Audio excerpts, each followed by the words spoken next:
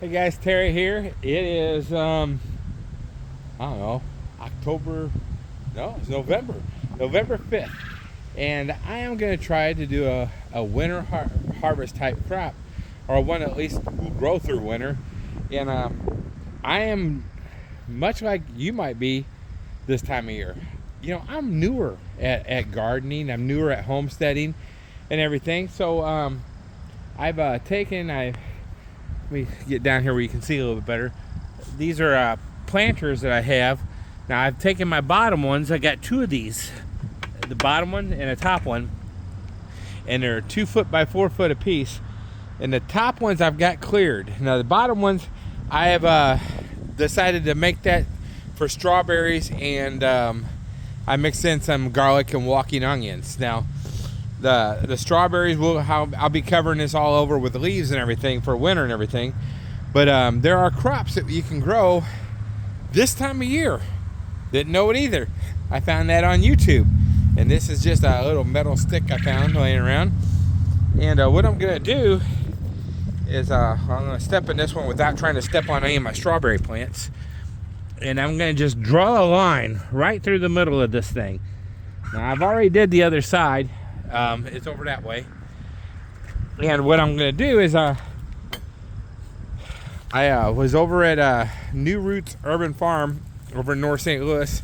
He's the guy that's going to be speaking at the Urban Homestead Expo next October 3rd and 4th. And he hooked me up with a bunch of seeds. Tractor Supply gave them to him, and he passes them out. He is teaching everybody, it's the inner city in North St. Louis. He's teaching everybody how to be more self-sufficient and garden right there in the city. And so he gave me some of the seeds of the stuff I'm going to need. And I already got the walking onions that I'm going to plant. They're in the house. I didn't bring those out here with me. But I am going to just take a pack of these seeds, the beets, and go right down that line I just put in there. And I'm just going to sprinkle them all the way down on both flower beds, or gardening beds, whatever you like to call them. And I'm going to cover them over. Now on the back side, I'm going to fill that full of carrot seeds, and the front side full of carrot seeds, except for the very front. And then I'm going to put some walking onions all through there. Now why would I do that?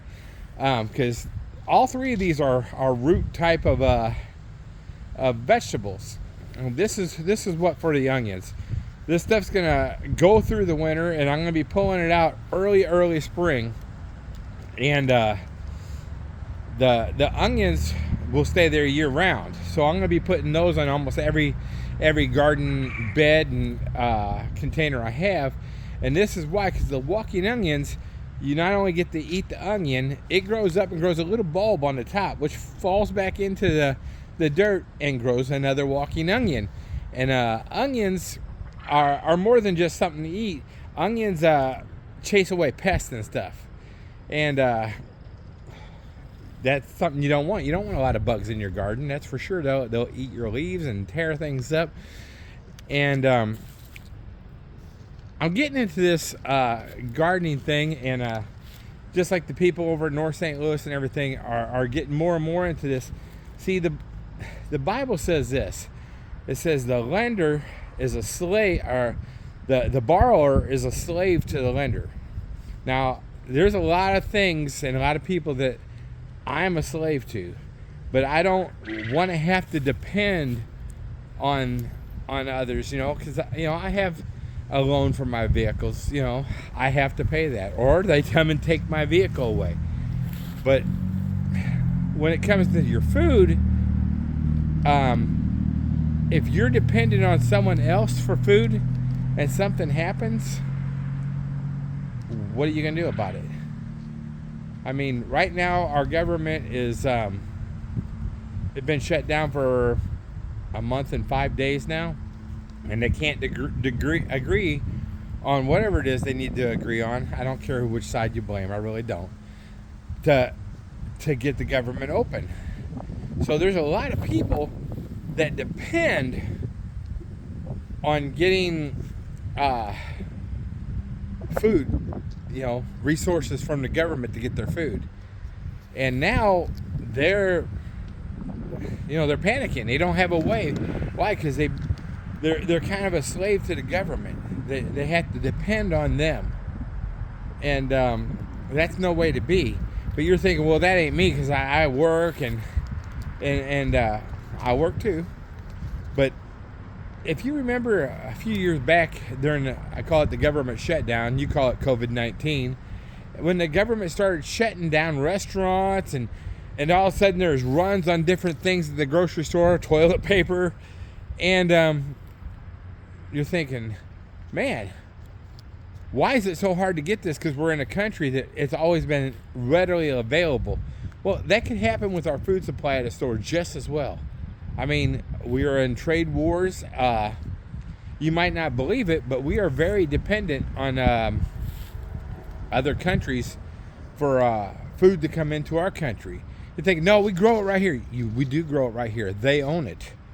I every year, a couple times a year, I just see miles and miles and miles of grain trucks waiting to dump their grain on the barge to ship it overseas so they can process it and ship it back and then sell it to us.